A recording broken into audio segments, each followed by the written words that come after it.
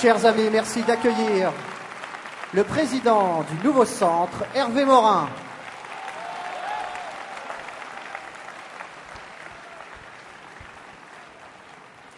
Bien, moi je peux vous dire une chose, c'est que avec Michel Alliot-Marie et Bruno Le Maire, nous étions en Espagne. Bien, je peux vous dire qu'il fait beaucoup plus chaud à Rueil qu'il ne faisait à Madrid aujourd'hui, et donc je suis très heureux d'être aujourd'hui dans ce stadium chez toi, mon cher Patrick. Très heureux, Michel, de te dire que nous soyons avec toi pour cette campagne électorale. Nous sommes l'un côté de l'autre en Conseil des ministres. On a en face de nous Rachida qu'on surveille de l'œil, de son œil pétillant et de son sourire extraordinaire. Eh bien, je suis très heureux d'être ce soir pour cette étape majeure et importante du lancement de cette campagne en Île-de-France. Et enfin, permettez-moi de vous dire quelque chose. Je le dis souvent en privé, et donc le Premier ministre saura que ce que je dis là, je le pense. Eh bien, je suis très heureux que le Premier ministre soit là aujourd'hui parce que, soyez-en certains, nous avons un Premier ministre formidable, réformateur, courageux, ayant un sens de l'intérêt général extraordinaire. Merci François.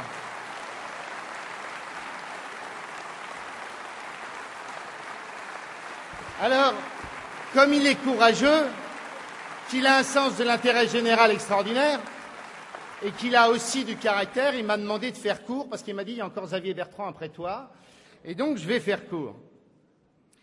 On m'a demandé de parler de nos convictions européennes. Je voudrais simplement vous dire une chose, simplement, une seule chose. Nous sommes dans cette campagne pour défendre une belle et grande idée, c'est l'idée européenne, l'idée de la construction européenne. L'idée que l'Europe, ça n'est pas simplement une zone de libre-échange, que l'Europe, ça n'est pas simplement un grand marché, que l'Europe, ça n'est pas simplement l'échange de capitaux, de biens, de personnes, de travailleurs, d'entreprises, mais qu'au contraire, l'Europe, c'est un projet politique. L'Europe, pour nous, et c'est notre conviction au Nouveau Centre, et vous la partagez aussi, l'Europe, pour nous, c'est d'abord et avant tout un projet politique. Et nous voulons que, au cours du XXIe siècle, l'Europe s'affirme progressivement comme une puissance publique, comme une puissance politique. Et Michel Barnier avait raison quand il disait tout à l'heure que nous n'avons pas d'autre choix que de nous unir pour être plus forts. Parce qu'au XXIe siècle, nous serons dans l'ère des grandes puissances. Et que face au Brésil, face à l'Inde, face à la Chine, face aux pays émergents, nous n'aurons pas d'autre choix, nous, Européens, que d'être unis pour porter une politique commune, mais pas simplement sur l'organisation du commerce, pas simplement sur telle ou telle norme. Ce que nous voulons construire, c'est une Europe qui parle des grands sujets et des sujets qui façonnent le monde, c'est-à-dire une Europe qui soit capable de parler de politique étrangère, qui soit capable de parler de défense, qui soit capable de parler de développement durable, bref, qui soit capable de parler des sujets qui nous permettront de compter sur la surface de la planète. Et pour cela, je voudrais, mes chers amis, que nous ne soyons pas simplement une Europe de la protection, mais qu'au contraire, nous soyons une Europe de la projection, que nous soyons une Europe conquérante, que nous ne soyons pas une Europe frileuse, mais au contraire, une Europe combattante. Combattante de quoi? Et c'est cela que je voudrais vous faire partager. L'Europe a construit quelque chose de formidable, unique au monde, unique dans l'histoire moderne. L'Europe a su faire une chose, c'est sortir de la compétition entre les États, compétition entre les États qui nous ont amenés pendant des siècles à nous détruire, cette fameuse guerre civile européenne dont parlait Victor Hugo. Eh bien, cette Europe-là a su dépasser la compétition entre les États pour construire un système de coopération entre les États et de solidarité entre les États, de coopération et de solidarité entre les États régi par des normes de droit, régi par un droit qui s'impose aux États et auquel les citoyens peuvent faire appel. Eh bien, ce système, il est unique. Et il est plus qu'unique.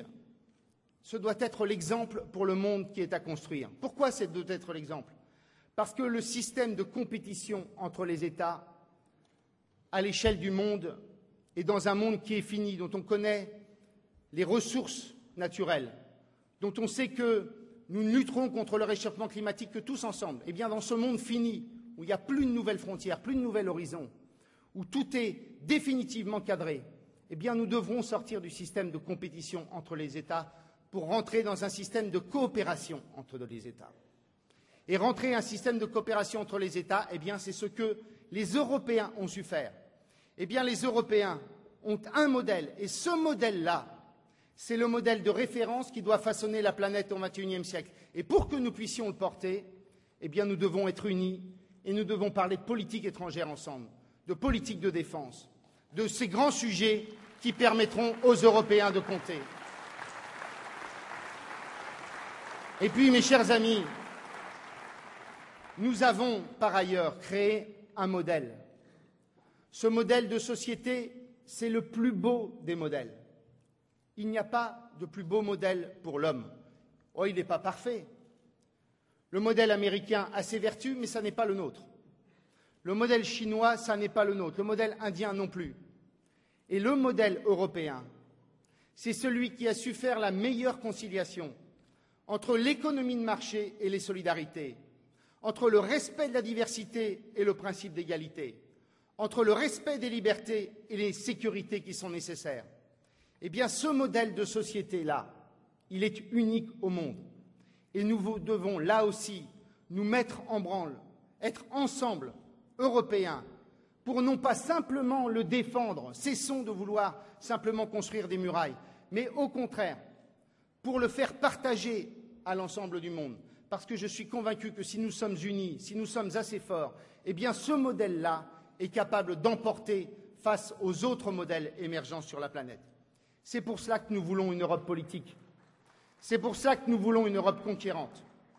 Ça, c'est la première chose que je voulais vous dire. Que l'Europe de demain soit l'Europe qui s'occupe de politique, de puissance.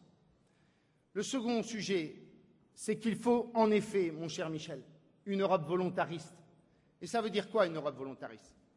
Eh bien, ça veut dire une Europe qui s'occupe d'un certain nombre de secteurs et qui cesse de considérer que simplement la seule question, c'est la concurrence libre et non faussée, qu'on doit respecter une concurrence la plus pure et la plus parfaite possible.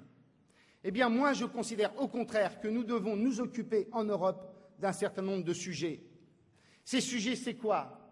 C'est être capable, au niveau européen, de construire des grands groupes industriels européens. Souvenez-vous de ce que nous avons vécu le jour où la Commission européenne a mis dans les bras, par sa décision, Pechiney chez Alcan.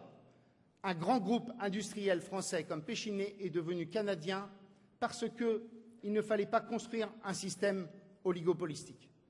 Eh bien, nous pensons que l'Europe doit s'occuper de politique industrielle. Nous pensons par ailleurs que l'Europe doit être en mesure de pouvoir mettre en place un Small Business Act à l'européenne. Il n'y a aucune raison que ce qui est autorisé aux États-Unis ne le soit pas alors que les règles de l'OMC sont les mêmes. Il n'y a aucune raison que nous ne permettions pas aux petites et moyennes entreprises de pouvoir accéder au marché public. Mes chers amis, nous pensons aussi que l'Europe doit non pas faire du protectionnisme, mais accepter l'idée de la préférence communautaire, au moins en vertu de deux choses extrêmement simples. Moi, je suis incapable d'expliquer. Alors, le Premier ministre, qui est plus intelligent que moi, probablement saura l'expliquer.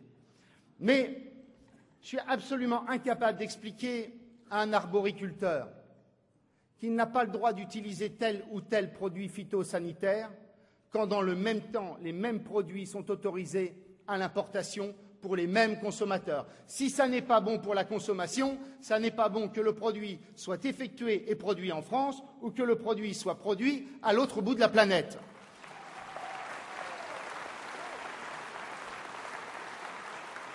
Et moi, je ne suis pas capable non plus d'expliquer au nom de l'Organisation mondiale du commerce que nous ne sommes pas en mesure de faire respecter lors de nos importations les règles les plus élémentaires, les plus fondamentales du respect de la dignité humaine et des droits de la personne. Là aussi, nous pourrions porter un message à travers une Europe qui défend un certain nombre de valeurs, qui défend un certain nombre de normes, car à travers ces normes, il y a des valeurs, et ces valeurs, ce sont les valeurs de la société européenne, d'où la nécessité d'avoir une Europe volontariste, une Europe qui soit capable de s'occuper des vrais problèmes que ceux que rencontrent nos compatriotes.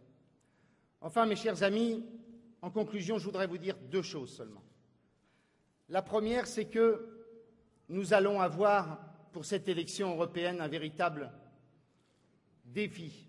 Et ce défi-là, c'est le défi, j'allais dire démocratique, le défi de l'engagement électoral, le défi de la mobilisation. Soyez certains, vous aurez tous les démagos, tous les populos de la terre pour parler d'autre chose que des sujets majeurs.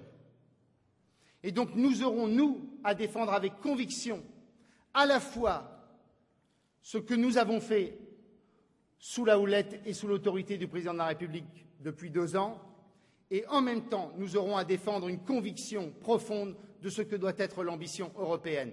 Ne pas se mettre sous la moquette, ne pas raser les murs, mais au contraire, défendre ce que nous croyons en Europe, ce que nous croyons de ce que doit être la construction européenne, en expliquant à nos compatriotes que l'Europe n'a pas tous les défauts de la terre et que lorsque l'Europe est forte, lorsque l'Europe est unie, elle est capable de défendre une position, une politique qui s'impose au monde entier. On l'a vu au moment de la crise bancaire et financière. Et puis la deuxième chose que je voudrais vous dire, mes chers amis, certains d'entre vous doutent de l'Europe, mais l'idée européenne reste la plus belle. L'idée européenne, c'est la plus belle espérance que nous avons à l'horizon du XXIe siècle. Ce n'est pas l'idée européenne qui n'est plus populaire, c'est la méthode européenne. C'est comment les choses se font. Et donc, défendez cette magnifique ambition européenne. Il n'y a pas de plus belle ambition au XXIe siècle que celle-ci. Et défendez-la avec cette idée simple. C'est que plus d'Europe, ce n'est pas moins de France, mais au contraire, plus d'Europe, c'est plus de France au XXIe siècle. Je vous remercie.